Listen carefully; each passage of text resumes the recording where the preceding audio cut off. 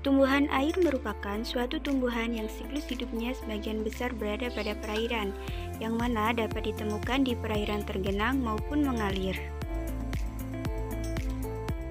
Sampel dan tempat pengambilan sampel pada praktikum kali ini adalah: sampel pertama yang digunakan adalah apu-apu atau Pistia stratiotes yang diambil pada perairan tergenang, tepatnya di sawah Desa Saringebat, Kecamatan Singgahan, Kabupaten Tuban.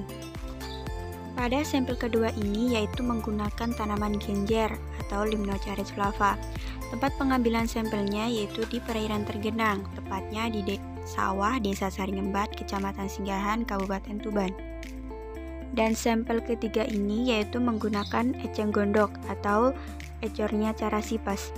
Tempat pengambilan sampelnya sama dengan tempat pengambilan sampel 1 dan 2 yaitu di perairan tergenang, tepatnya di sawah Desa Saringebat, Kecamatan Singgahan, Kabupaten Tuban. Morfologi dan habitat. Yang pertama yaitu apu-apu. Tumbuhan apu-apu merupakan tumbuhan berbiji satu atau monocotyledon, memiliki daun yang tebal dan lembut serta bentuknya mirip seperti kelopak bunga mawar. Tumbuhan ini memiliki akar serabut dengan bulu akar yang halus, panjang, dan lebat. Batang sangat pendek, bahkan terkadang tidak tampak sama sekali. Buahnya bila telah masak pecah sendiri serta bijinya banyak. Habitat apu-apu.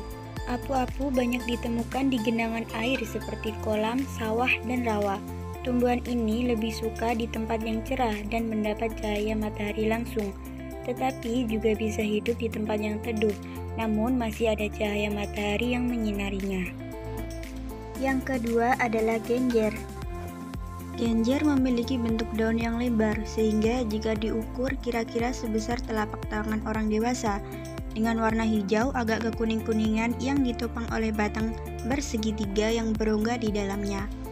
Genjer memiliki akar serabut dengan menyebar dan menancap kuat ke dalam tanah, dan bunga terletak di antara batang tanaman. Habitat genjer. Genjer mudah ditemui pada lapisan tanah gembur dan lapisan lumpur yang tergenang air dangkal. Selain itu, juga dapat ditemukan di lahan persawahan yang digenangi air setelah masa panen atau di sela tanaman padi yang masih muda. Tanaman genjer akan tumbuh subur jika lahan yang ditempatinya tergenang banyak air. Yang ketiga adalah eceng gondok. Morfologi eceng gondok. Eceng gondok memiliki daun tunggal dan berbentuk oval. Ujung dan pangkalnya runcing, pangkal tangkai daun menggelembung dan permukaan daunnya licin serta berwarna hijau. Bunganya termasuk bunga majemuk, berbentuk bulir, kelopaknya berbentuk tabung. Bijinya berbentuk bulat dan berwarna hitam, buahnya kotak beruang 3 dan berwarna hijau. Akarnya merupakan akar serabut. Habitat eceng gondok. Eceng gondok tumbuh di kolam-kolam dangkal, tanah basah dan rawa, aliran air yang lambat, danau, tempat penampungan air dan sungai. Tumbuhan ini dapat beradaptasi dengan perubahan yang ekstrim dari ketinggian air, arus air, dan perubahan ketersediaan nutrien, pH, temperatur, dan racun-racun dalam air. Peran tumbuhan air.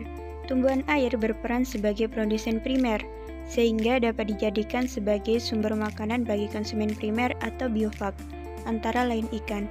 Selain itu, tumbuhan air dapat juga digunakan membantu aerasi perairan melalui fotosintesis, mengatur aliran air, membersihkan aliran yang tercemar melalui proses sedimentasi, serta penyerapan partikel dan mineral.